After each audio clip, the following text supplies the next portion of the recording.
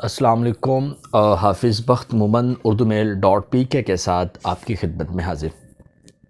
آج ہم جس میں بات کرنے والے ہیں وہ ہے ارشد شریف مرڈر کیس، جو کہ سپریم کورٹ میں آج زیر سماعت آیا۔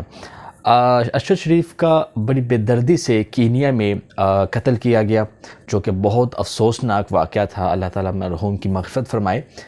اس کے بعد ایک جماعت کی جانب سے سپریم کورٹ پر مسلسل دباؤ ڈالا گیا کہ وہ اس کیس کا سو موٹو ایکشن لے۔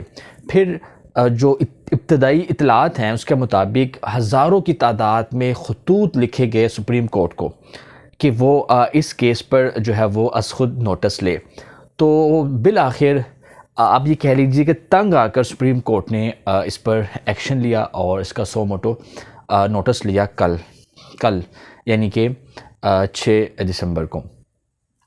تو سپریم کورٹ کی جانب سے اس کا سو موٹو لینے کا ایک مقصد یہ بھی تھا کہ جو روزانہ جو سینکڑوں ہزاروں کی تعداد میں جو خطوط آ رہے تھے، تو اس سے جو ریگولر جو خطوط ہوتے ہیں، جو آفیشیل خطوط ہوتے ہیں، جو آفیشیل لیٹرز ہوتے ہیں گورنمنٹ کی جانب سے یا دیگر جو ادارے ہوتے ہیں ان کی جانب سے، تو وہ بڑے متاثر ہو رہے تھے۔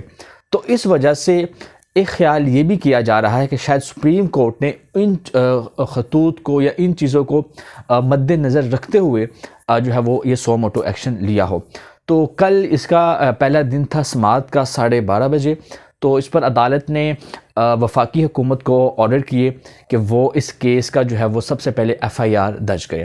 تو رات کو جا کر یہ جو ہے وہ سرکار کی مدیت میں FIR درج کی گئی، اور اس میں جو مدعی ہے وہ سرکار یعنی کہ گورنمنٹ خود بنی ہے۔ جو ارشد شریف کی والدہ ہے اس کو اس میں مدعی نہیں بنایا گیا۔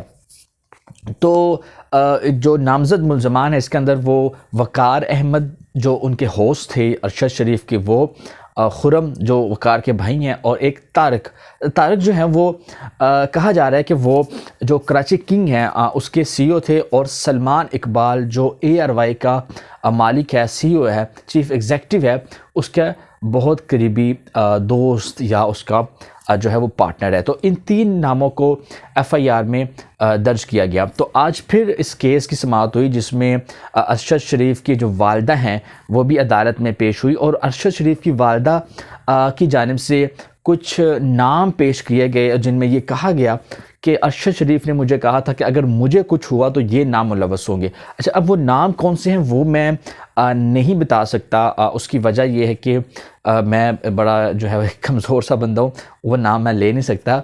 تو جس پر سپریم کورٹ کے جو جج ہیں چیف جسٹس صاحب، انہوں نے یہ کہا کہ جو نام ارشد شریف کی والدہ نے بتائے ہیں ان کی روشنی میں دوبارہ سے جو ہے وہ ایک GIT تشکیل دی جائے، جس میں IB ISI پولیس FIA ان کے نمائندے شامل ہوں، اور یہ وہ نمائندے ہوں، آپ ذرا یہ ریمارکس چیک کیجئے، اس میں وہ نمائندے ہوں جو ان افراد کے زیر اثر نہ ہوں جن کے نام ارشد شریف کی والدہ نے لیے ہیں۔ تو یہ کون لوگ ہوں گے، کیسے لوگ ہوں گے، کہاں سے یہ لوگ آئیں گے جو ان ناموں کے انڈر نہیں ہوں گے؟ بہرحال میں ان کا نام نہیں لے رہا کہ ان کی والدہ نے کس کی طرف جو ہے وہ اشارہ کیا۔ تو اس پہ جسٹس مظاہر نقوی نے ریمارکس دیے کہ یہ بڑا اہم کیس ہے، لیکن افسوس گورنمنٹ اس کیس کو سنجیدگی سے نہیں لے رہی۔ تو اس پر جو ایڈیشنل اٹارنی جنرل جو ہیں انہوں نے یہ جو ہے وہ عدالت کو بتایا کہ کینیا میں ابھی نئی کابینہ تشکیل پائی ہے 4 دن قبل، تو ہم کینیا کے جو گورنمنٹ ہے اس سے ہم رابطہ کر رہے ہیں سفارت خانے کے ذریعے، اور ہم یہ بھی جاننے کی کوشش کر رہے ہیں کہ آیا غیر ملکی کے خلاف جو ہے وہ FIR درج ہو سکتی ہے یا نہیں ہو سکتی۔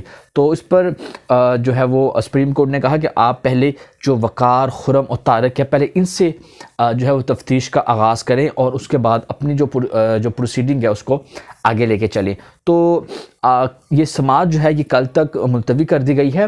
بڑا کیس جو یہ بڑا اہم ہو گیا، اس کی وجہ یہ ہے کہ عدالت نے خود اس میں انٹرسٹ لینا شروع کر دیا اور روزانہ کی بنیاد پر اس کی جو ہے وہ ہیئرنگ مقرر کی. ابھی تک تو مطلب کہ روزانہ کی بنیاد پہ یہ چل رہی ہے, آگے جا کے دیکھیے اس پہ کیا بنتا ہے. تو حکومت کے پاس آج ہی کا دن ہے کہ وہ اس پہ جو ہے وہ ایک اور GIT تشکیل دے جو کہ اس قتل کی جو ہے وہ شفاف انکوائری کر سکے اور جو اصل مجرم ہیں ان کے نام قوم کے سامنے آ سکے. تو یہ آج کی ہیئرنگ کا ایک میں نے بڑا ایک مختصر سا اور آپ کو اس کا ایک احوال آپ کے سامنے پیش کیا ہے. دیکھیں کل کی ہیئرنگ میں کیا ہوتا ہے, کیا معاملات اس میں آتے ہیں. بہرحال ایک بات تو طے ہے کہ ارشد شریف کو جو قتل کیا گیا ہے یہ بڑی پلاننگ کے ساتھ اور بڑی بے دردی سے قتل کیا گیا, اور جو اصل ملزمان ہیں جو اس واقعے میں ملوث ہیں وہاں تک گورنمنٹ کو ضرور پہنچنا چاہیے, اور ہر پاکستانی کا یہ حق بنتا ہے کہ اگر اس کے ساتھ ناانصافی ہوئی ہے تو اس کو انصاف ملنا چاہیے. بہت شکریہ, تھینک یو.